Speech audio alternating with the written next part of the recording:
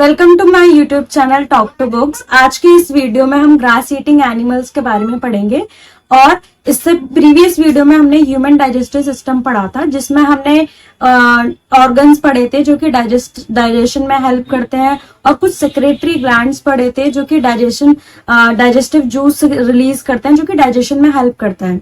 तो आज हम डाइजेशन इन ग्रास ईटिंग एनिमल्स के बारे में पढ़ेंगे।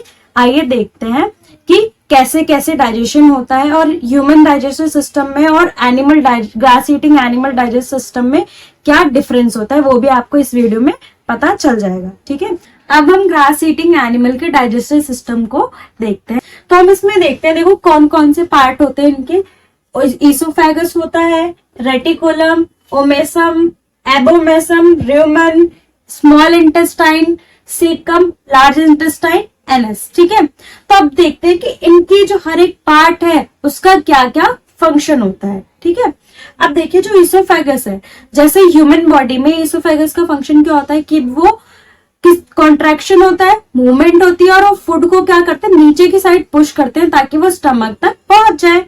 ठीक है, अब यहाँ पर देखो जो काऊ है या ग्रास ईटिंग एनिमल्स है, उनको हम ग्रेजिंग कराने के लिए बाहर लेके जाते हैं, तो वो कम से कम टाइम में जल्दी ज्यादा से ज्यादा जितनी ग्रास वो खा सकती है उतनी वो खाती है। ठीक है, और आपने देखा होगा कि वो चबाती नहीं है ज्यादा, डायरेक्ट लिया और फिर उसको स्वेलो कर लेती है, या एक दो बाइट किया और उसको स्वेलो कर लेंगे। अब वो जो फूड जो वो घास चबाती है वो कहाँ जाता है, र्यूमन में जाता है। कहाँ पर जाता है, र्यूमन में जाता है। अब ये जो र्यूमन है ना, वो स्टमक का सबसे लार्जेस्ट पार्ट है। ठीक है, अब आपसे पूछा जाएगा कि कौन सा पार्ट है वो जो सबसे लार्जेस्ट पार्ट है।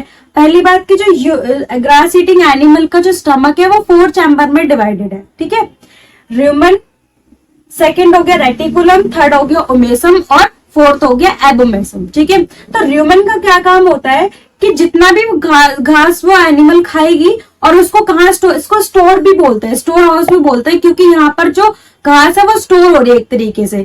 और जब वो यहाँ से फूड पाइप से जब वो यहाँ माउथ से र्यूमन तक आ रही है तो उसके पास सलाइवा भी आ रहा है। अब सलाइवा क्या करेगा, अपना एक्शन करेगा, अपना काम करेगा। ठीक है, तो यहाँ पर जो फूड है, जो घास है, वो पार्शली डाइजेस्ट हो जाती है, मतलब थोड़ी बहुत उसको हम कहेंगे पूरी तरीके से डाइजेस्ट नहीं होती, लेकिन वो पार्शली डाइजेस्ट हो जाती है और इसको हम क्या कहते हैं, कर्ड कहते हैं। ठीक है, अब यहाँ पर इसका काम हो गया कि वो फूड को क्या करेगा, पार्शली डाइजेस्ट करेगा र्यूमन। ठीक है, अब र्यूमन से थोड़ी देर रेस्ट करेगा।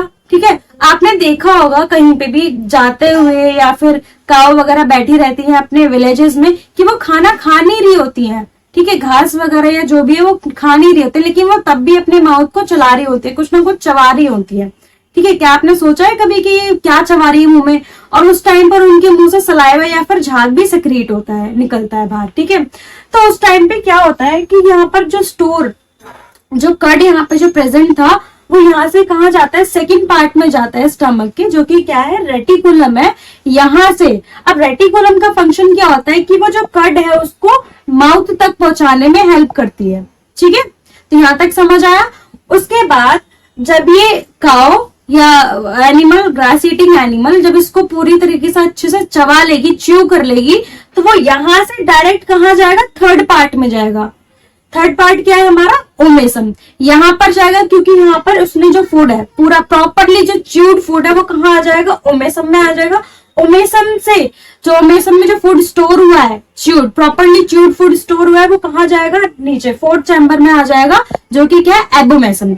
अब एबोमेसम को ट्रू स्टमक भी कहा जाता है। ठीक है, ट्रू स्टमक इसलिए कहा जाता है, जैसे कि ह्यूमन सिस्टम में हमने स्टमक पढ़ा था, वहां पे डाइजेस्टिव जूसेस सक्रिएट होते हैं। ठीक है, जो कि डाइजेशन में हेल्प करते हैं। तो यहाँ पर भी क्या होता है कि जो डाइजेस्टिव जूसेस होते हैं वो सक्रिएट होते हैं, जो कि प्रोटीन को सिंपलर फॉर्म में कन्वर्ट करेंगे, इसको एसिडिक बनाएंगे। ठीक है, जो कि अच्छे से वो डाइजेस्ट हो जाए। इसके बाद यहाँ से यहाँ, और इस प्रोसेस को हम क्या कहते हैं, रिमिनेशन कहते हैं। क्या कहते हैं, रिमिनेशन कहते हैं कि र्यूमन से जो फूड वापस कहाँ गया, माउथ में गया, और माउथ से फूड वापस से यहाँ आ गया, तो उस प्रोसेस को हम क्या कहते हैं, रिमिनेशन कहते हैं। अब यहाँ से देखो, फोर्थ एबोमेसम से फूड कहाँ जाएगा, स्मॉल इंटेस्टाइन में आएगा। जैसे कि ह्यूमन डाइजेस्टिव सिस्टम में स्मॉल इंटेस्टाइन भी सेक्रेटरी जो डाइजेस्टिव जूसेस को रिसीव करती है, यहाँ उसमें विलाय होती है जो कि स्पेस एरिया को बढ़ाती है। तो वैसे ही यहाँ पर भी विलाय प्रेजेंट होती है, यहाँ पर भी जो स्मॉल इंटेस्टाइन है वो डाइजेस्टिव जूसेस को रिसीव करती है, ठीक है, अलग अलग ऑर्गन से। तो यहाँ पर भी विलाय प्रेजेंट होती है जो कि स्पेस बढ़ाती है, स्पेस देती है, ताकि जितने ज्यादा से ज्यादा ब्लड वेसल्स मतलब जो फूड है उसको एब्जॉर्ब कर सके, बाकी पार्ट बॉडी के बाकी पार्ट्स में ले जा सके, पहुंचा सके, ठीक है। उसके बाद यहाँ से जो फूड है ना वो कहाँ जाएगा, सेकम में जाएगा। अब यहाँ पर आता है एक स्पेशल बैक्टीरिया होता है जो कि सेल्यूलस, ठीक है, सेल्यूलस को क्या करता है, डाइजेस्ट करता है। सेल्यूलस क्या है, टाइप ऑफ कार्बोहाइड्रेट है जो कि सिर्फ ग्रास ईटिंग एनिमल में ही पाया जाता है। यहाँ पर एक बैक्टीरिया प्रेजेंट होता है जो कि सेल्यूलस को डाइजेस्ट करने में हेल्प करता है, ठीक है। उसके बाद यहाँ से लार्ज इंटेस्टाइन में जाएगा, जो भी वाटर मिनरल्स होंगे वो कौन एब्जॉर्ब करेगा, लार्ज इंटेस्टाइन। और जितना भी वेस्ट प्रोडक्ट होगा, वेस्ट मटेरियल होगा, वो कहाँ जाएगा, एनएस के थ्रू एक्सक्रीट आउट हो जाएगा, ठीक है। आइए हम इसको थोड़ा आप डेफिनेशन से समझ लेते हैं। जैसे कि दे quickly swallow the grass and store it in a part of the stomach called rumen, ठीक है। अब वो क्या करते हैं, जल्दी से जल्दी ग्रास को स्वेलो करती है और वो कहां पर स्टोर हो जाता है, स्टमक के एक पार्ट में, जिसको हम क्या कहते हैं, रुमेन कहते हैं, ठीक है। उसके बाद देखो, here food is partially digested and is called cud. हमने पढ़ा था कि रुमेन में जो फूड है वो पार्शली डाइजेस्ट हो जाता है, जिसको हम क्या कहते हैं, कर्ड कहते हैं।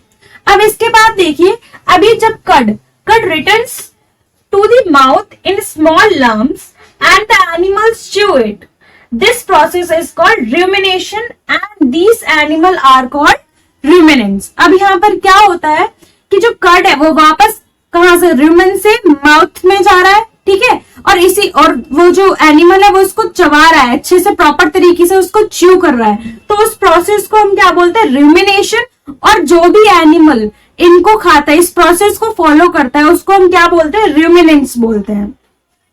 इसके बाद देखिए, grass is rich in cellulose, a type of carbohydrate. और यही बात है कि जो ग्रास ईटिंग एनिमल होते हैं वो सेल्यूलोज को क्या कर लेते हैं, डाइजेस्ट कर पाते हैं, क्योंकि इनके अंदर एक डिफरेंट टाइप का बैक्टीरिया प्रेजेंट होता है जो कि मतलब कुछ एनिमल्स और ह्यूमन बीइंग में प्रेजेंट नहीं होता। यही एक डिफरेंस है, क्योंकि अगर इंडिया में वैसे भी इतनी पॉवर्टी है कि अगर ऐसा होता कि ग्रास भी अगर ह्यूमन बीइंग्स डाइजेस्ट कर सकते हैं तो वो ग्रास ही खा लेते हैं ना, बट ये ऐसा इसलिए नहीं होता क्योंकि जो ग्रास है वो ह्यूमंस डाइजेस्ट नहीं कर सकते, ठीक है।